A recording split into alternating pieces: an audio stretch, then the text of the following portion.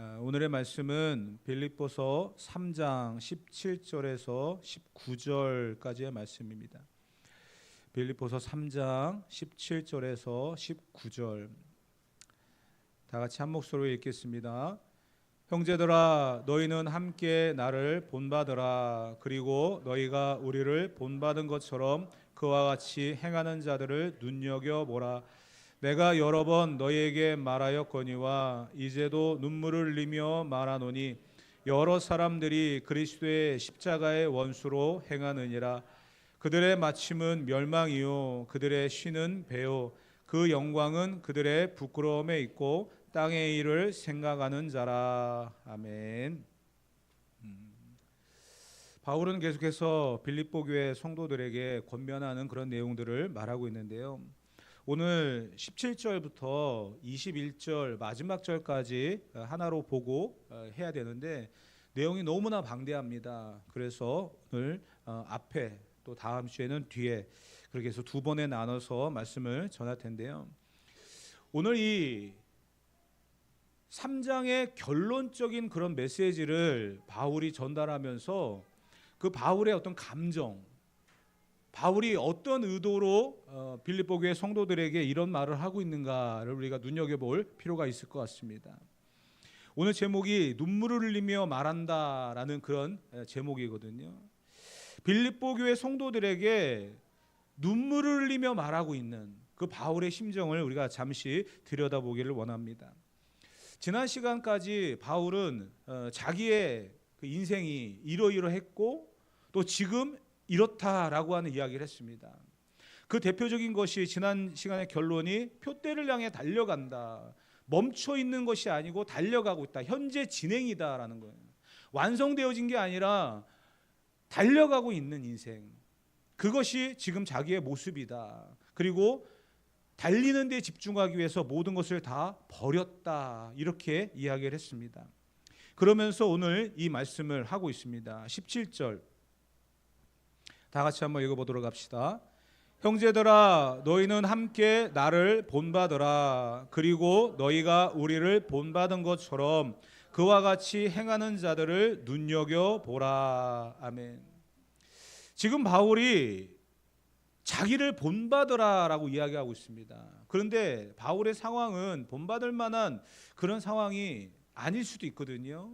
왜냐하면 전에는 완벽한 사람이었습니다. 근데 예수님을 믿고 난 이후에 모든 것을 다 배설물로 여기고 복음을 전하는 삶을 살아가다가 결국 지금은 감옥에 갇혀 있습니다. 그러한 사람을 본받는다? 과연 어떠한 도전을 줄 수 있을까요? 바울이 말하고 있는 본받으라고 하는 것이 전자일까요? 모든 것을 배설물로 여기고 오직 그리스도에게 발견되기 위해서 달려가는 인생? 거기까지는 우리가 얼마든지 이해가 되고 본받는다라는 말을 이해할 수 있습니다. 그런데 감옥에 갇혀 있는, 복음을 전하다 감옥에 갇혀 있고 지금 재판을 앞두고 있고요. 그 재판의 결과는 사형입니다. 그런 상황에 있는 바울의 모습을 본받는다? 그것은 결국 다 순교자가 되어야 된다라는 의미거든요. 버릴 수도 있습니다. 달려갈 수도 있습니다. 그런데 순교자가 된다. 여기까지 본받는 것은 참 쉽지 않은 도전이겠죠. 근데 바울은 지금 자기가 성공한 인생에 대해서 이야기하고 있는 게 아니에요. 자기가 부자가 된 것을 이야기한 게 아니고 자기가 지금 무언가 이루었다, 가졌다 라고 하는 것을 말하는 게 아니라 주를 위해서 모든 것을 다 버리고 그리고 달려갔던 그 인생의 마지막 그 결과가 이러한데 너희도 이러한 길을 가야 된다. 나를 본받으라. 이렇게 말하고 있어요. 사실 본받으라라고 하는 것은 자기가 말하는 게 부끄러운 말 아니겠습니까? 여기에 앉아 계시는 뭐 저도 그러고 여러분들도 그러고 나를 본받으라라고 말할 수 있는 그런 부분이 있습니까? 아마 있다고 한다면 뭔가 자랑거리겠죠. 내가 사업적으로 성공을 했다든지 아니면 어떤 명예를 얻었다든지 아니면 뭔가 내가 드러낼 만한 업적이 있다든지 그러면 분명히 말할 수 있습니다. 나를 본받으라. 내가 열심히 공부했다. 그래서 대학에 들어갔다. 그리고 직장에 들어갔다. 하면서 뭔가 후배들에게 너희들도 대학에 들어가려면 성공하려면 이렇게 해야 된다 말할 수 있거든요. 그렇게 말하는 의도가 아니에요. 바울은 지금 누구나 성공을 위해서 달려가는 그 모습을 말하면서 나도 그렇게 살아왔다, 너희도 그렇게 해야만 된다라고 본받으라 라는 말을 하는 것이 아니라 지금의 자기의 모습, 결국 예수 그리스도의 십자가에 대해서는 자기가 죽고 하나님 안에서는 살아가는 그런 인생, 그것을 본받으라 라고 말하고 있는 거예요. 지금 바울의 모습은 정말 우리가 이러한 것들을 본받을 만한 그런 내용들을 한번 눈여겨보면서 나에게 좀 적용해보는 그런 시간들이 되어졌으면 좋겠습니다. 그래서 18절 말씀에 17절에 이렇게 이야기를 했잖아요. 너희는 함께 나를 본받으라. 그리고 너희가 우리를 본받은 것처럼 그와 같이 행하는 자들을 눈여겨보라. 그러니까 자기를 본받는 사람들이 계속해서 생기고 있고 그들이 어떻게 본받았고 그 결과가 어떻게 진행되고 있는지도 눈여겨보라. 이렇게까지도 이야기하고 있습니다. 아무도 본받는 사람이 없고 따라가는 사람이 없다면 이런 말을 할 수도 없었겠죠. 근데 바울은 자기를 본받는 사람이 있고 그들의 모습들, 그들의 삶의 결과들, 그러한 것들이 이러하기 때문에 너희들도 본받는 것이 필요하다라고 이야기를 하고 있는 거거든요. 그러면서 이제 18절 말씀을 이어가는 겁니다. 18절 말씀을 다 같이 한번 읽어보도록 합시다. 내가 여러 번 너에게 말하였거니와 이제도 눈물을 흘리며 말하노니 여러 사람들이 그리스도의 십자가의 원수로 행하느니라. 아멘. 한 번, 두 번이 아니라 여러 번 말했다라고 이야기합니다. 그러면서 이제도, 전에도 그랬고 지금도 그렇고 눈물을 흘리며 말한다라는 자기의 심정을 이야기하고 있는 거예요. 자랑스럽게 내가 버렸다, 달려간다, 그리고 내가 이제 순교의 자리로 나아간다, 이것을 자랑 삼아 이야기하는 그런 정도가 아니라 바울은 이 모든 상황들을 눈물을 흘리며 안타까운 마음으로 이야기를 하고 있다는 겁니다. 3장 전체에서 바울은 결론의 메시지를 이렇게 이야기하기 이전에 그는 자기의 모든 배경들을 버렸다라고 말했죠. 정리를 한번 해봅시다. 그는 완벽한 사람이었다고 말씀드렸어요. 8일 만에 할례를 받은 사람이고 이스라엘 사람이었고 히브리인 중에 히브리인이었고 유대인이었고요. 또 바리새인이었고요. 열심으로는 교회를 핍박했고요. 또 율법의 의로는 완전한 흠이 없는 사람이었습니다. 그러한 모든 것들을 다 버렸다는 거죠. 그러면서 그는 그리스도에게 발견되기 위해서 표대를 향해 달려가는 그런 사람이었습니다. 그러면서 빌립보 교회 성도들에게 너희도 이와 같은 삶을 살아가야 된다, 그 이야기를 어떤 심정으로 하냐면 눈물을 흘리며 말하고 있다는 거예요. 근데 여기서 말하는 눈물을 흘린다라고 하는 것은 단순하게 그냥 흐르는 눈물 그 정도가 아니라 대성통곡을 한다, 그런 의미거든요. 얼마나 빌립보 교회를 향한 안타까운 마음이 있는지를 우리는 분명히 알아야만 합니다. 왜 그렇죠? 빌립보 교회는 바울에게 특별한 의미가 있다고 말씀드렸잖아요. 옥에 갇혀서 찬송 부를 때, 기도할 때 옥문이 열리고 간수장이 죽으려고 하는 그 상황 속에, 자살하려고 하는 그 상황 속에 바울과 실라가 우리가 여기 있다 말하면서 그의 집에 가서 치료를 받고 어떻게 하면 우리가 구원을 얻을 수 있겠습니까? 라고 했을 때 주 예수를 믿으라, 그리하면 너와 내 집이 구원을 얻으리라. 그래서 세워지고 자주장사 루디아가 헌신을 하고 해서 세워진 교회가 빌립보 교회입니다. 눈물로 시작했어요. 그렇게 시작된 곳이 바로 빌립보 교회예요. 바울을 사도로서 인정해줬던 교회, 바울이 애착을 가지고 말씀을 전하며 훈련시켰던 교회. 그렇기 때문에 지금 이 상황 속에서 바울은 눈물을 흘리며 통곡하며 빌립보 교회 성도들에게 말을 하고 있다는 겁니다. 과거와 미래에만 얽매여 있는 사람들에게 현재를 열심히 살아가라고 말하면서 나를 본받으라, 눈물을 흘리며 나를 본받으라.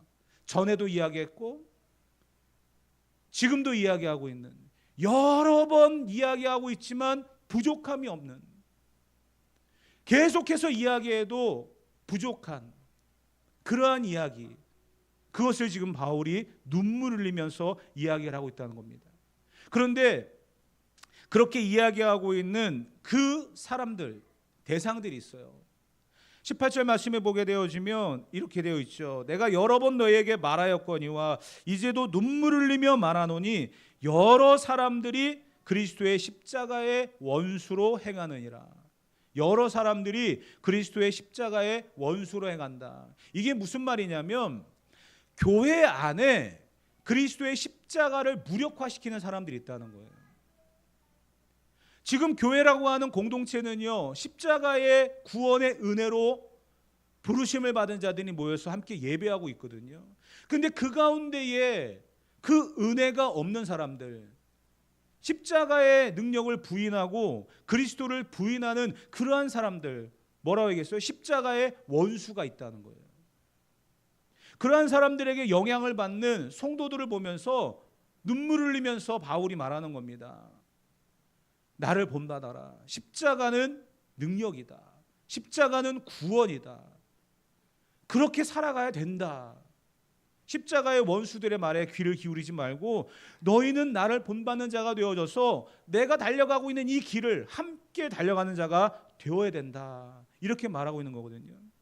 십자가의 원수들은 두 가지 측면에서 해석해 볼 수 있는데요. 첫째, 그들이 누구일까라고 했을 때 그들이 아마 율법주의자들이었을 것이다. 이렇게 봅니다. 본문에서도 보면 바울이 율법주의자들이 교회 안에 들어와서 성도들을 혼란에 빠뜨렸다라고 이야기하고 있고요. 율법주의자들뿐만 아니라 당시에 유행하고 있었던 게 뭐냐면 철학입니다. 에피쿠로스 학파라고 하는 이 철학자들이 이성적으로 성경을 해석하기 시작했고 예수님과 그 사역들을 비난하기 시작합니다. 그러면서 십자가까지는 인정을 하지만 죽은 자가 부활할 수는 없다라고 하면서 그 모든 것들을 좀 부인하면서 교회의 분위기와 모든 상황들을 흐트러 놓기 시작했습니다. 철학자들이니까 얼마나 말을 잘하겠어요. 그러다 보니까 교회 안에 있는 성도들도 그들의 말에 현혹이 되어져서 아, 그렇구나. 제자들이나 사도들이 이야기하고 있는 그 부활과 십자가와 예수 그리스도, 참 이것은 과학적으로도 설명이 안 되고 이해할 수 없는 그런 부분들인데 이 철학자들이 이야기하는 3단 논법이나 논리적인 그런 이야기들이 너무나 쏙쏙 귀에 들어오니까 맞다라고 생각하면서 교회는 들어와 있지만 이 분위기가 바울이 이야기하고 있는 순교나 십자가의 길이 아닌 이성적인 거에 머물러 있었다는 거예요. 그래서 바울이 이야기하잖아요. 십자가의 원수다. 사랑하는 성도 여러분, 십자가는 무엇입니까? 십자가는 내가 지고 가야 될 죄의 형벌이었습니다. 그런데 하나님이 그 아들을 이 땅에 보내셨죠. 그분은 어떤 심정으로 왔습니까? 하나님과 동등됨을 취할 것으로 여기지 아니하시고 자기를 비워서 종의 형체로 이 땅에 오셨습니다. 그리고 죽기까지 복종하셨던 것이 십자가입니다. 십자가가 아니면 우리는 구원을 받을 수가 없어요. 그 십자가가 우리에게 영광이 되는 거죠. 그런데 이러한 율법주의자들이라든지 아니면 이 철학자들이 교회에 들어와서는 십자가가 그런 의미가 아니다. 성도들은 그곳에 넘어가서 결국은 우리 죄를 위하여 지신 예수님의 십자가의 의미가 아닌 그냥 단순한 모임으로서 전락을 시켜버렸다는 거예요. 우리는 십자가의 의미를 제대로 알고 살아가야 됩니다. 여러분 알잖아요. 내 힘과 능력으로는 죄를 이길 수 없습니다. 그래서 십자가를 바라보는 거죠. 매 순간 예수 그리스도의 십자가와 그 은혜가 아니면 우리는 살 수 없음을 너무나 잘 알고 있지 않습니까? 근데 그 십자가를 부인하는 순간, 그 십자가의 능력을 부인하는 순간 우리는 아무 의미가 없는 사람들이라는 거예요. 그런데 교회 안에 이 십자가를 무력화시키는 사람들이 생겼다는 거죠. 결국은 예수 그리스도의 십자가와 그 능력으로 구원을 받고 살아가야 될 성도들이 자기의 의, 자기의 공로 여기에 사로잡혀 버렸다는 겁니다. 그러니까 교회가 어려움을 만나게 되었다는 거죠. 이 십자가의 원수들을 바울은 19절에서 이렇게 이야기했어요. 19절 말씀 다 같이 한번 읽어보도록 합시다. 그들의 마침은 멸망이요 그들의 신은 배요 그 영광은 그들의 부끄러움에 있고 땅의 일을 생각하는 자라. 아멘. 그들이 어떤 사람들이냐? 그들의 마침은 멸망이다라는 거예요. 멸망. 그 영광은 부끄러움에 있고 땅의 일을 생각한다. 이렇게 이야기하고 있습니다. 십자가의 원수의 길을 걸어가고 있는 사람들, 그 사람들은 교회 바깥에 있는 사람들이 아니에요. 교회 안에 있어. 성도들을 현혹시키면서 그리스도의 십자가가 아무 의미가 없는 것이다. 자꾸 강조합니다. 사실 십자가는요, 십자가만으로는 자랑스러운 게 아니거든요. 왜냐하면 사형틀입니다. 사형틀. 우리나라의 어떤 입장으로 본다고 한다면 여러분, 그 옛날 그 드라마나 이런 거 보게 되면 죄수들이 옥에 들어가면 이 칼을 차잖아요. 그리고 뭐 곤장을 맞는 곤장틀도 있고요. 막 이런 것들이 있는데 예를 들어서 그걸 갖다가 여기다 걸어놓고 있다고 한번 생각해 보세요. 그리고 예수님이 그렇게 돌아가셨다라고 한번 강조한다고 해보세요. 그건 죄인들이 쓰는 도구예요. 죄인들에게만 해당되어진 도구예요. 십자가가 그런 겁니다. 예수님이 달리셨던 십자가가 죄인들에게 해당되어진 형벌인데 예수님이 그 십자가를 지심으로 인해서 오늘 우리가 그 십자가를 묵상하고 또 십자가의 능력과 그 구원의 은혜로 살아가는 건데, 사람들에게 자꾸 이제 이것을 십자가는 죄인의 형벌이기 때문에 예수님도 죄인이다, 그냥 사형수에 불과하다라고 얘기하면서 자꾸만 사람들에게 이야기하니까 결국은 사람들이 그 말을 믿고, 이성적으로도 맞는 말이거든요. 그러니까 거기에 현혹이 되어지고, 그러니까 이 상황들을 보면서 바울은 애정을 가지고 세운 빌립보 교회마저 이렇게 되어지니까 눈물을 흘리면서 말을 하는 거예요. 그들의 마침이 멸망인데 왜 너희들은 멸망의 길을 가고 있느냐? 그들의 영광은 부끄러움에 있는데 그 부끄러움을 왜 너희들이 인정하고 있느냐? 땅의 일을 생각하며 살아가지 말아라. 우리는 하늘을 소망하며 살아가는 사람들이다. 그러면서 이야기를 했습니다. 19절에 그들의 신이 있다는 거예요. 결국 우리는 하나님을 믿고 살아가지만 십자가의 원수들로 살아가는 사람들에게도 신이 있더라는 거예요. 여러분, 우리가 하나님을 믿고 살아갑니다. 그 하나님은 전능하신 하나님이시고요, 천지를 창조하신 분입니다. 나의 죄를 대속하기 위해서 그 아들을 십자가에 죽이신 분입니다. 우리에게 이러한 사랑과 은혜를 베푸실 필요가 없는데도 불구하고 그 사랑과 은혜를 베풀어 주신 분입니다. 그런데 우리는 이 유일한 하나님을 믿고 살아가는데 무신론자들도 있거든요. 신이 없다라고 말하는 사람들. 근데 그 사람들에게도 신이 있더라고요. 자기 자신이에요. 자기의 힘이에요. 자기의 배경이에요. 19절에 뭐라고 얘기했습니까? 그들의 신은 배라는 거예요. 자기가 먹고 살아가는, 자기가 살아가는 모든 환경들, 자기의 욕망, 이 모든 것들이 그들의 신이더라라는 거예요. 그러니까 하나님이 없는 삶을 살아가는 사람들이라는 거죠. 그렇기 때문에 그들의 마침은 멸망이고 그들의 영광은 부끄러운 것이고 땅의 일을 생각할 수밖에 없는 거죠. 왜냐하면 그들의 신이 배이기 때문에 그래요. 배부름에 있기 때문에. 사랑하는 성도 여러분, 지난 시간에 한번 제가 그런 얘기를 드렸었죠. 배부른 맹수는 사냥을 하지 않는다. 기억나십니까? 배부른 맹수 앞에 초식동물이 지나가고 심지어는 동물원에 배부른 맹수가 있어서 사람들이 그 앞에서도 사진을 찍을 수 있는 것은 더 이상 사냥할 필요가 없기 때문이에요. 짐승들도 배가 부르면 사냥을 하지 않는데 왜 사람들은 욕심을 가지며 살아갈까요? 더 많은 것을 가지려고, 더 성공하려고 욕심을 부리며 살아갑니다. 왜? 그들의 신이 배이기 때문에 그래요.